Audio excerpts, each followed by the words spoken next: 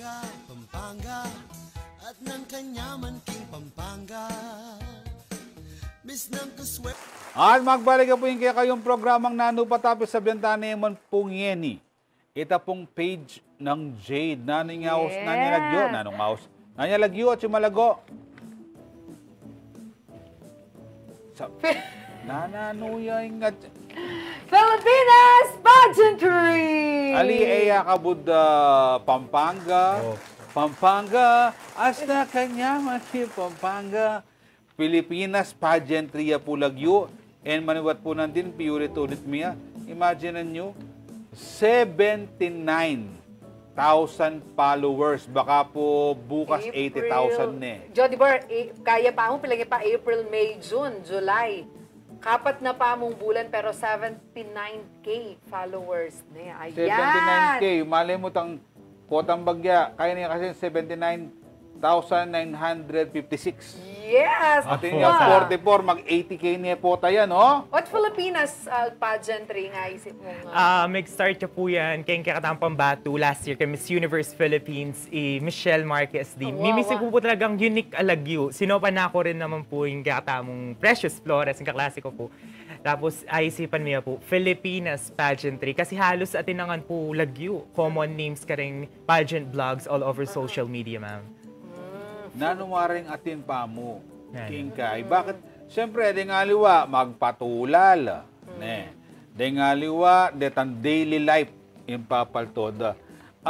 And marakal nala, rin gagawang makanya na klaseng content. Map na mo, ika, Jade, ay isipan mo, lubal niya naman yung pageantry vlogging. Actually, as mentioned a while ago, buri po talagang mas ipalawak yung woman empowerment and mas buri ko lang pong i-appreciate ng kakatamo pong kandidata throughout their dedication po, throughout their journey. Aliwa mo po itang coronation night ing sa agenda, marakala po prosesong dalanan para kwade po itang koronang akwada. Just like keng biyeta mo po, dakal tamo po pagkasakitan na dalanan bay tampo mapunta ketang kabilyan na buryanan tamo po. So inkay ka rin na Jhoedie ring kilalaki na Nano po? Ring kilalaki na detang wala mo na naman karakalaluluba kalalaki wa kareng ali ka ba maglagay content makanita? As of now po may kalagay na ako pong mapilan pero ali ko po masyado mag-focus ka rin kalalakihan. O atin naman po kasing separate pageant vlogs po ka rin kalalakihan, ma'am. Although, I'm looking forward din po na mag-focus and din pong mas pansin din kaya katamong male pageant contestant din po. Okay. Ako naman, ikutan ko siyempre, atin lang panibatan din kaya kang content, din videos, no ka rin mo akakwar din ni research mo la ba? Or ika mismo pupunta ka rin event da and ikang kukwang videos, kukwang pictures, karetang content mong gagawin kayong Filipinas pageant.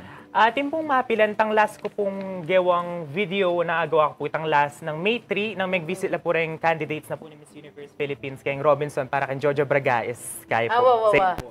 Then, kareng halos contents ko po itang photos na gagamit ko po kareng edits ko. Ako lang po kareng mismong pages na ning pageant, like Miss Universe Philippines, Binibining Pilipinas, Channing Kapampangan, Sinukwan po, and the rest. Tapos rin aliwa din naman pong contents, research ko lang po, akakuha ko lang rin po karing aliwang content creator, wherein din ko naman pong credits magkanina. Yes. Pansinan ko, you're not sharing alina naman share. Opo. Bala mo, siguro atang photos, credit na la, gagrab na la, patay ka din anong credit. Itang content na, ikang gagawa ka reta. Reta pong pictures. Yeah, retang break sabihin, retang caption, makanyan, kasi masanting lapang. Opo. Rengaliwa po, halos ako nga pong gagawa. Pero pag, kunwari, ating ko pong i-copying caption, tang direct na po talaga kita mismong title, page kakayan na po. Dadayan ko naman pong credits, ma'am. Ay, nili. Wapin sige. Igit ka naman ana pong Liba Silio Gozon, Maka-proud ka, all caps, Jade Montemayor, ana, Luwidja, ing Kapampangan, pageant vlogging. Opo. Thank you so much. Correct. Dakal pong salamat. Pero Jhoedie, apansinan kung dahil kalare nga pageant vloggers does it mean mag-boom ya in industry? Kasi dakal ka content Yes po. I think mas mag-boom ya po, especially ngayon po, mas masagli na po yung connection or mas masaglitan na pong kakit ding pagdalanan or in coronation, in pageants through social media. Unlike ng dati po, TV mo po and newspaper yung kahit sources. Ngayon, mas masagli na po through internet. Okay. Pero on the process na, syempre, post mo na rin kaya kang content, ne? Mika comment na ba na negative? Mika bashers na ka ba na ring pangawan mo? Teka, gawang aliwang bagay, makanyan. Put your efforts into other means and power. Na ba niya ko? At bang makanta? And how did you handle detang bashers? Kasi sabi tamong aliwa mong mag-bash, pero alila bala mo inline kitang gagawan mo. Opo. Dakal din po mag-comment. Negative comment po ko rin post ko po minsan-minsan. Nang muna po ko lang po papansinan. Pero nang sobra na po itang sasabihan na kayong candidate. Actually, luwawan po ako itang babash na yung candidate. Kasi doon yung mabalo. Ang po, aliwa naman po yung babash na yung candidate po mismo, especially kung alide po pet. Wherein, pagtanggol ko lang po, kasi da po balit ang pagdalanan da po ang candidates na mo para miras mo, o makatoklukit ang stage siya ito.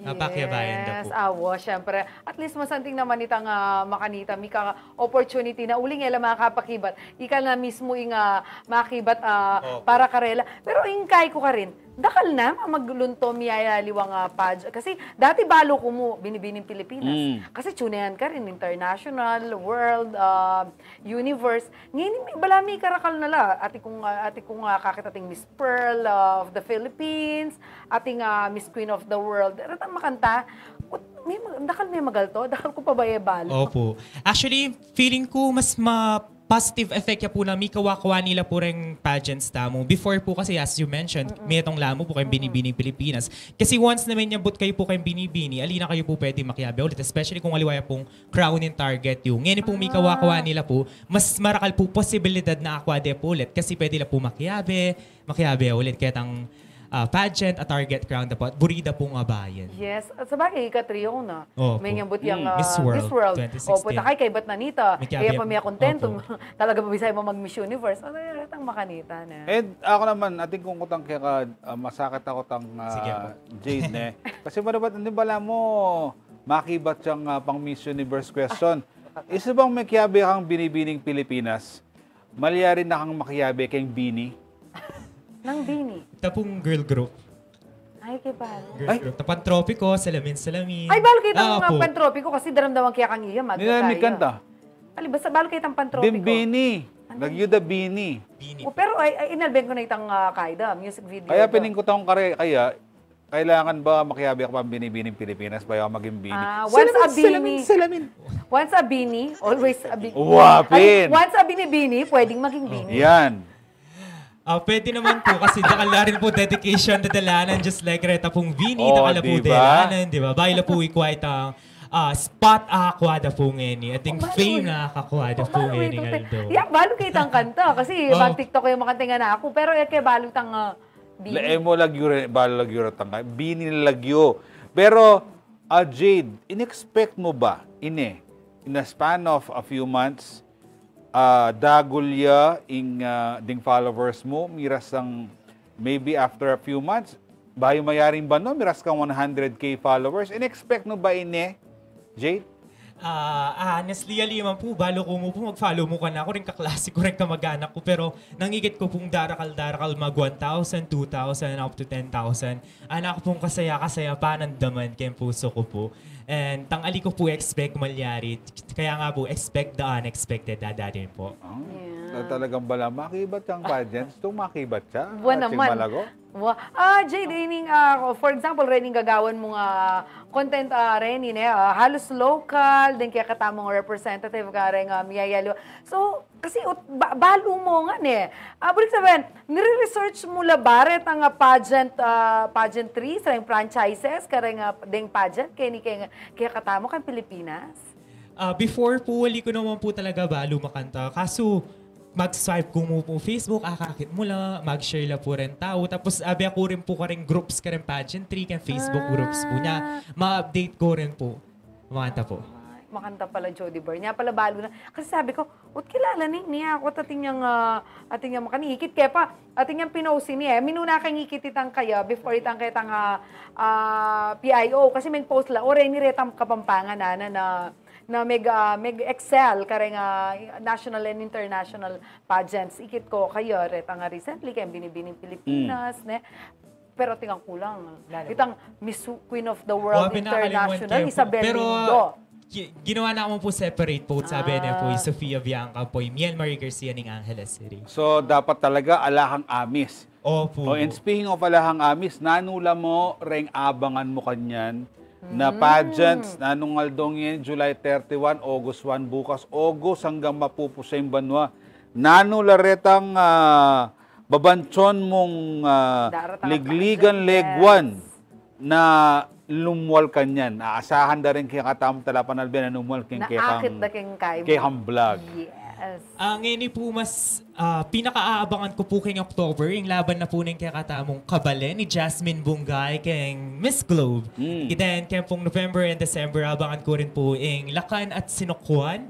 Kaya ni po kaya di Pampanga. At yung kaya katamo rin po Mutianing Kapampangan. Mutsaning Angeles. Balo ko, November yan naman yan. Porac City and, Porac City and municipality na po ng kaya katamo. Yes, Lalawigan pala. masanting ito. Itang aliwa mo retang provincial, national, pati retang local.